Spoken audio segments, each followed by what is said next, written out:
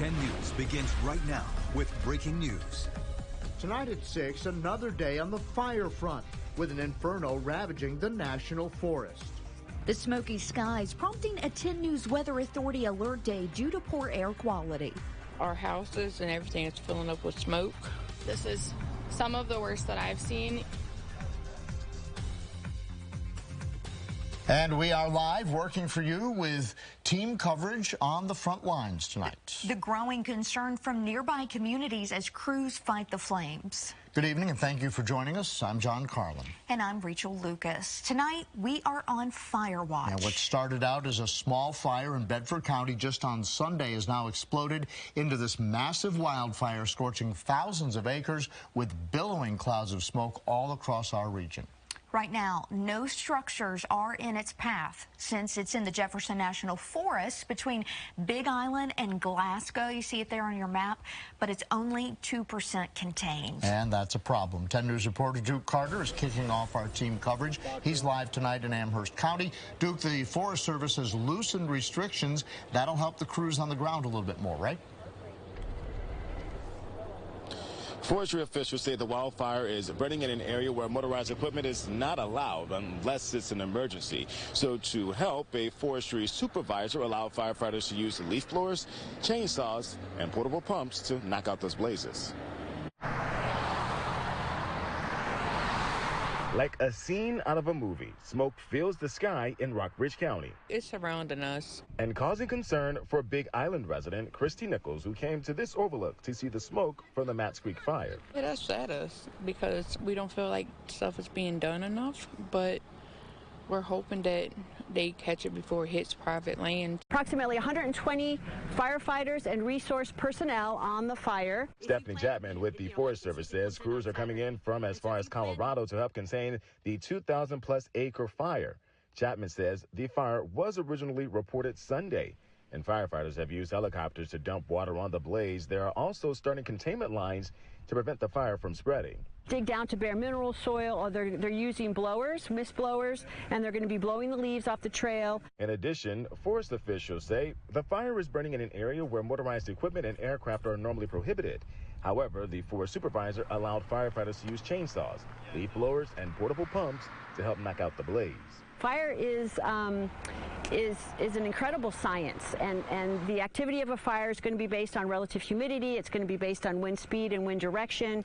Leaders say as of now, no evacuations are in place, and leaders are urging the public to stay informed, especially with the smoke in the air. We don't have enough wind to carry the smoke away, and so when that happens, the smoke does tend to drop into the low level areas. We can walk outside and not see nothing but smoke. Now, forestry officials say the fire is still under investigation, and crews do plan to monitor the area until the blaze is out. But now they're reporting live here in Amherst County. I'm Duke Carter, 10 News, working for you. And with this fire watch, smoke is covering much of our area, as you saw in Duke's story, including in Rockbridge County, and that's where we find 10 News reporter Amy Copton live tonight. Amy, what are you seeing? John, it's hard to tell at night, but it is still pretty hazy here in downtown Lexington, and it only seems to have gotten worse throughout the day. Now, school leaders, some schools had an early dismissal, while others were closed today, including Rockbridge County. Even yesterday, they didn't allow kids to go out on the playground because they wanted to protect them from the health effects of the smoke.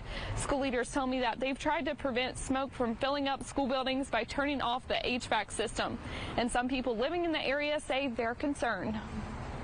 Those times when it is very smoky, it's just hard to be outside, and you start to feel the effects. We started to have conversations with emergency management officials in Rockbridge County, as well as the U.S. Forestry Department, and the smoke was very thick in our area. There were lots of concerns about the air quality. That was Chief Operations Officer Randy Walters for Rockbridge County Public Schools. They made the decision to close today and tomorrow as well. Schools in Bedford and Amherst counties will also be closed tomorrow. Live in Lexington, Amy Cochran, 10 News, working for you. 10 News has issued a Weather Authority alert day due to poor air quality from the smoke. No surprise if you've been looking at our video tonight. You look beside us right now, you see what we're talking about. Meteorologist Jeff Hanowich live in Glasgow tonight. That's where he has been keeping a close eye on the fire threat. Jeff. Yeah, guys, what we're going to do with this Weather Authority alert day is we're going to extend it into tomorrow and likely into Saturday as well. Why?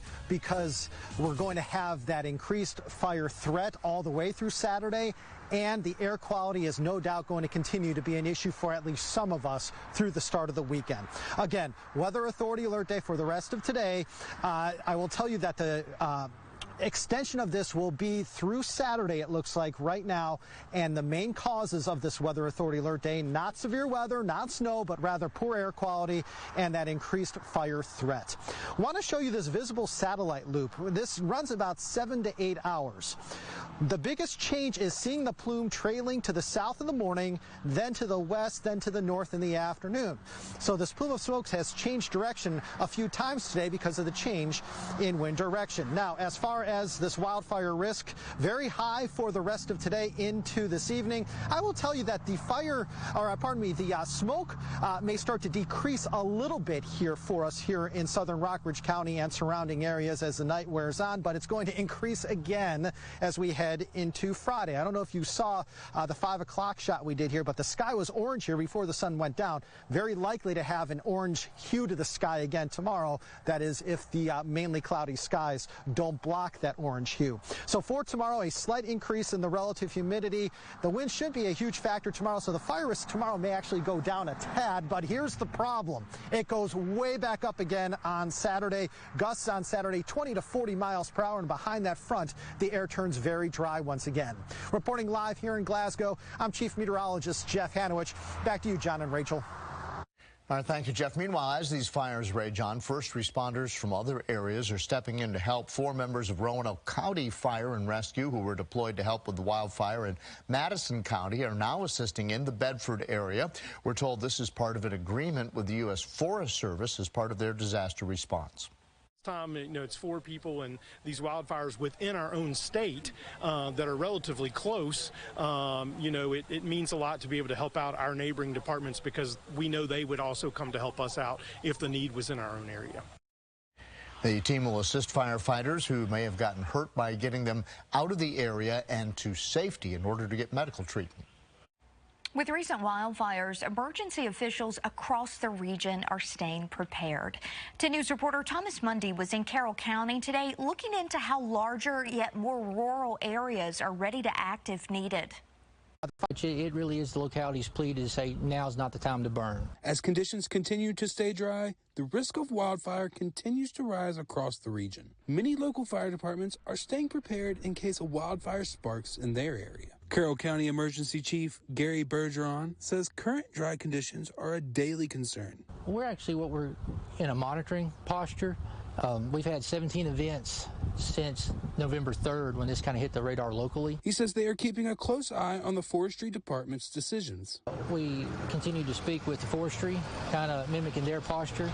Geography plays a part in fire coverage. Due to the size of Carroll County, Bergeron says he relies heavily on volunteer departments every day. We're strategically placed throughout the county, so I consider those chiefs as having eyes in those localities. He also says if a fire gets out of control, there's equipment set in place to call local counties for help. We put into place a couple weeks ago now having automatic mutual aid dispatch for a brush fire. Officials say if we do not get a good soaking rain soon, we will continue to be at the heightened risk of wildfires. Reporting in Carroll County, I'm Thomas Mundy, 10 News, working for you. Please stay with us on air and online as we follow the wildfire threats. You can also download the 10 News mobile app so you can get updates sent straight to your phone. Coming up, a multi-million-dollar fire station, the sacrifice made by a local church in an effort to save lives. But first, a dazzling display, the Winter Walk of Lights that you won't want to miss this holiday season.